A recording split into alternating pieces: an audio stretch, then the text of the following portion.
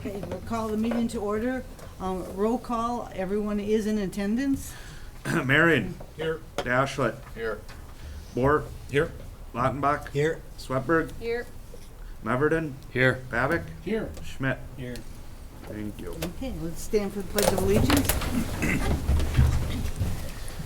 I Pledge allegiance to the flag of the United States of America and to the republic for which it stands, one nation, under God, indivisible, with liberty and justice for all.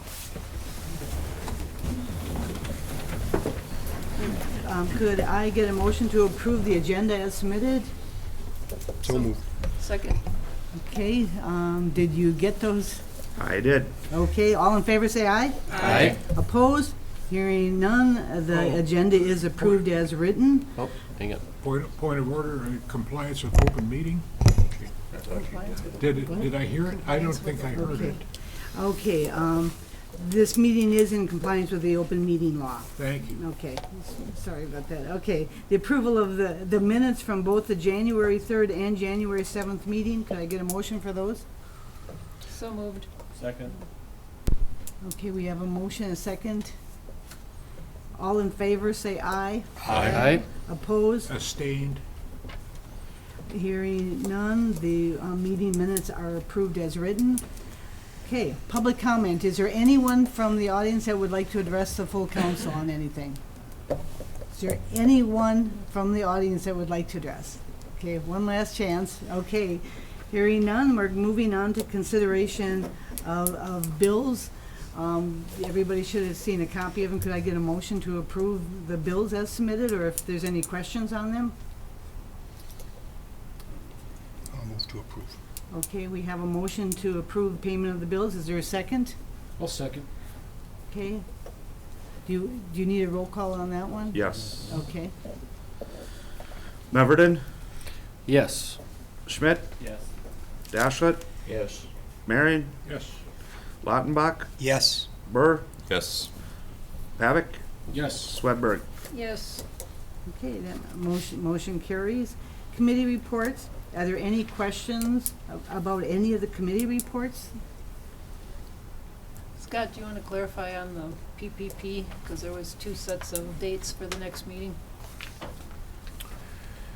The next meeting for the PPP is taking place on Monday, the 27th. Let me get down there. Sorry, Mitch. Yep, that's what it said, at 5:30. Monday, the 27th at 5:30. Okay, are there any other questions about any of the other reports? Monday the 27th. Then could I get a motion to approve the committee reports as presented? So moved. Is there a second? I'll second. Okay, all in favor say aye. Aye. Opposed? Hearing none, the committee reports are approved as submitted. And is there any old business, Matt, that has to come before the group? There is not at this time. Okay, then new business. We'll turn over the first one over to you, the 1505 Washington Street tax issue. Yes, everybody has a memo in front of them. This is a claim that was brought forth by a property that everybody has in front of them, 1505 Washington Street. What happened is her tax bill, she had bought numerous properties, 2 of them being in Kewaunee County. And the 2 that were in Kewaunee County, the tax bill was added together in the amount of $2,154, and the assessor put an assessed valuation on the property at that number.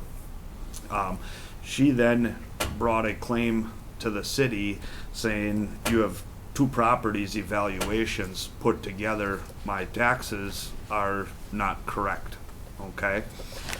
Because she did not go to the open book. This was found after the open book. There's a process that it has to come to us. So she had to make at least her first installment payment to the city after in order to file a claim, she had to make her first installment to the city. And now she's, started her claim, okay? So it comes in front of the council, and the council really has three options. And one, like you can see in the memo, is to leave it at what the assessed value is by mistake. She is now saying that her assessed value shouldn't be the 1.3, what he's moving it down to.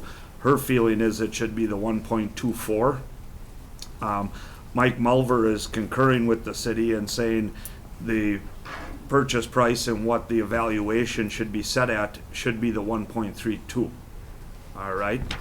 It is my recommendation, first of all, if we stay with the 2.154, the city attorney says it's not defendable in court. There's really nothing he can say but for it was a mistake that was made. There's obviously evidence that there's two evaluations added together, two assessments or two purchase prices from two properties, one being in the village of Luxembourg, one being in the city of Algoma, added together to come up to that price. Number two is what she thinks it's worth, or we set it and go with what the city assessor says it is and say 1.3, and if she isn't happy with that, then she would have the right then to come to the open book in 2023 and bring her evidence of, and have that conversation as part of the open book. Does that make sense to everybody? It does. So what we would need then is a motion to move that forward. I have one question first. The assessor Yep. is willing to look at a piece of paper saying that it's worth 2.1 and just take that at value because he thinks that's what she paid for it. What she actually paid for it is 1.2, but he won't accept that value. That doesn't seem fair. Does that make sense, what I'm trying to tell you?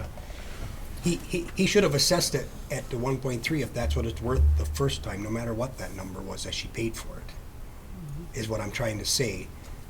So, at the very least, someone should ask him why he did what he did. We're working through that. Okay. Okay? And I just want to make a statement of assessed values are not based upon what's fair, because nobody thinks they're fair, Yeah. right? In the past, I've bought in properties that have been foreclosed on for half what the house was worth.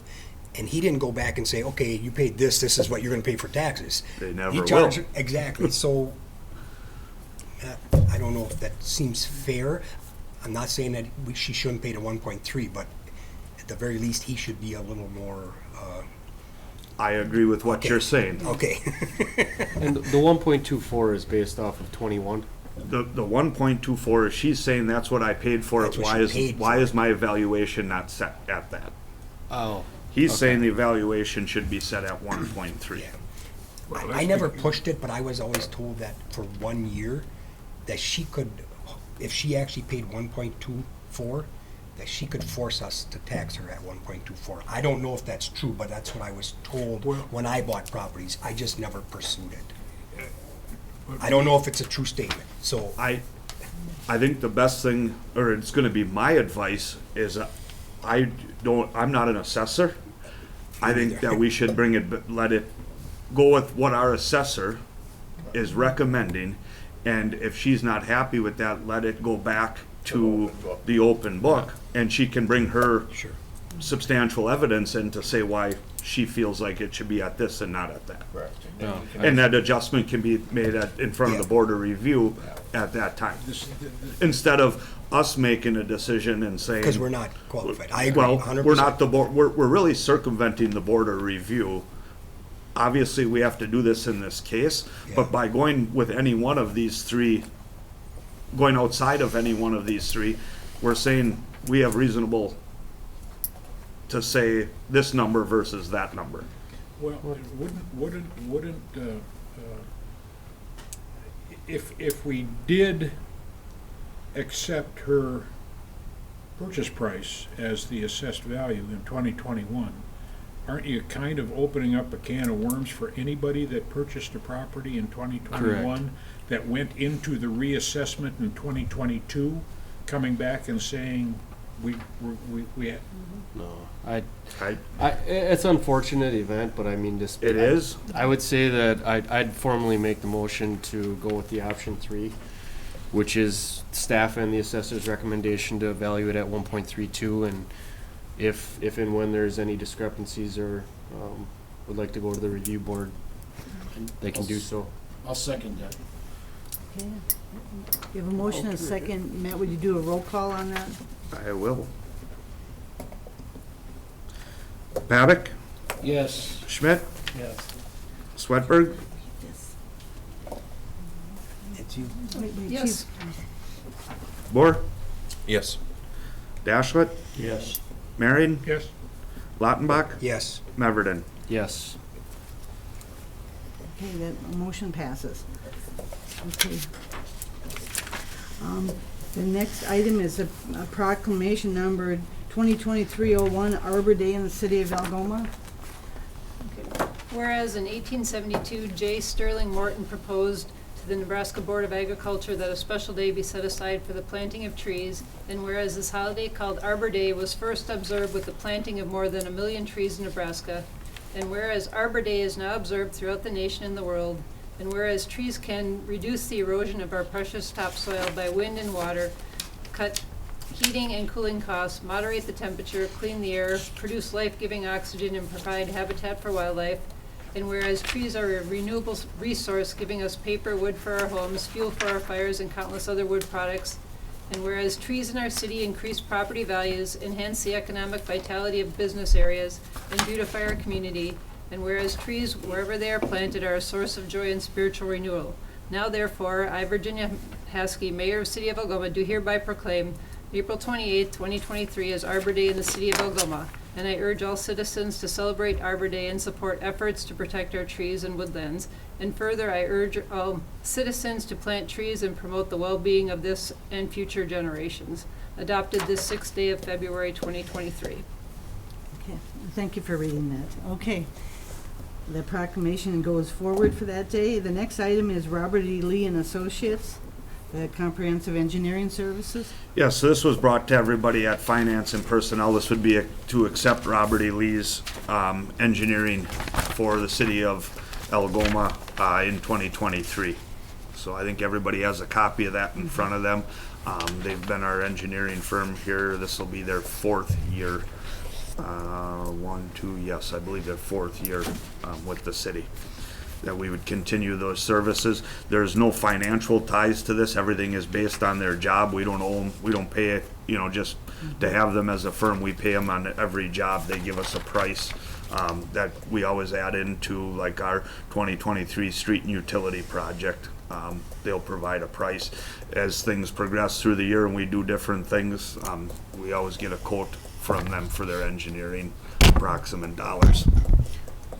You need formal motion on that? Yes, Mr. please. Administrator, I'll make a formal motion to move forward with Robert E. Lee for comprehensive engineering services for the city of Algoma for 2023. Second.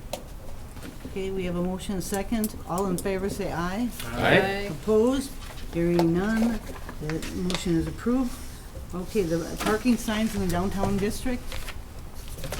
This was brought to Finance and Personnel and discussed at Finance and Personnel as part of the ad hoc committee downtown parking, that we would move forward with the purchase of the no parking, not no parking, 2-hour parking, I apologize. This would be to purchase those signs and move forward to install those signs in the back in the downtown area. Remind me, Matt, are we gonna do that in the entire entertainment district, or is it just on 4th and Steel? Be just on 4th and Steel for now, that Okay. those 2 streets would have it. Going back to what they And were- I apologize, Steel Street from 4th going east. It wouldn't be all of Steel Street, it would not be in the residential property. And same thing with 4th Street, it would be from like Derry Dean's going down 4th, ending river. to the river, correct. Okay. I'll make a motion to approve the 2-hour parking on 4th Street and east of 4th Street, Steel Street in the business district, so we can purchase them signs and move forward. Second. Okay. So we have a motion and a second. All in favor say aye. Aye. Opposed? Hearing none, that motion is approved. Okay, next item, mayor's appointments. There are none at this time. The administrator report. Yes, a couple things here for everybody. Just another reminder, winter parking from November 1st until April 1st stays in effect. That is, starts at 2:30 a.m. and goes to 5 a.m., 7 days a week that there is no parking. That is in this whole city, not just downtown. Just a reminder. Another reminder for everybody, 24 hours after a snowstorm, that your sidewalks get shoveled. We haven't been out pushing the issue, but there is a lot of sidewalks, or there are a lot of sidewalks that are unshoveled in the city. And that's, even after a snowstorm, if the wind blows them shut with snow, it is the property owner's responsibility to maintain those sidewalks that they get shoveled. Spring primary, Tuesday, February 21st, 2023. The polls open here at City Hall at 7 a.m. and they close at 8 p.m. Curbside voting will be available if you need it. Due to the absentee ballot, the absentee ballot drop box, do not use that. If you have an absentee ballot, please do not put your ballot in the absentee box outside here in the main corridor of City Hall. If you put your absentee ballot in there, it will not be counted, just so everybody knows. You cannot drop a ballot off in a drop box any longer, so that will not be counted. It has to be hand-delivered in here during open hours from on non-election days, 8 a.m. to 4 p.m. John, you're looking at me like... Do we have a means to close off the slot to drop those in, so you can't drop them in there? We do not, because we actually allow other things to be dropped off in there. There is a big pink sign on there, do not leave your ballot in this box. It has to be handed in person or mailed back to the city. It cannot go in a drop box. So, but there is a big, if you look at the drop box on the way out the door, there is a big pink, I think it's pink reminder on there, do not leave your ballot in this box, it will not be counted.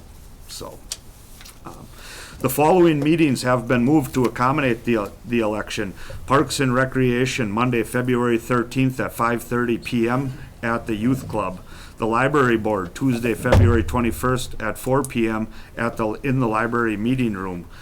Community Development Committee, Thursday, February 23rd at 4 p.m. here at City Hall. The Public Works Committee, Monday, February 20th at 8:30 a.m. here at City Hall. Finance and Personnel will be Monday, February 20th at 4 p.m. here at City Hall. All right. And that's all I have, unless anybody has any questions. Okay. And our next meeting for the full council is going to be March 6th at 6 p.m. here. Okay. Then we need a motion to go into closed session. Do you want to read the motion? Can I say one? Reference to shoveling sidewalks and that, people in the city, if they would adopt a fire hydrant, so that fire hydrants are kept clear of, so if something happens, firemen can get at them. I'd appreciate it, the city would appreciate it, so would the fire department, so. And I'm sure the utilities also would appreciate it too. I know the utilities, when we get they haven't had to this year because of Mother Nature, but I know in the past years, when the plows put a fair amount of snow, the utilities have to go out, send manpower out themselves to try to keep those clean as well. So to concur with what Lee said, yes, if there's a fire hydrant in the front of your property, if you want to take a couple minutes and snow blow around it, it sure does help. And remember, if there's a fire anywhere on your block, the faster they can get to that fire hydrant, it just benefits everybody on the block. So, thank you for that, Lee. Okay. Then moving into the closed session for statute 19.851C, considering employment, promotion, compensation, or performance evaluation data of a public employee over which the government body has jurisdiction or exercise of responsibility. So I need a motion to go into. So moved. Okay, is there a second? Second. Would you do a roll call of going into closed session? Yes.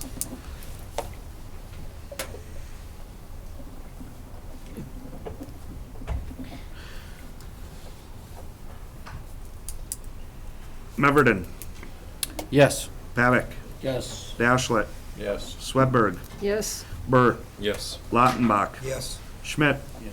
Maring. Yes. All right, Time is 6:20. thank you. Thanks for coming. Thank you.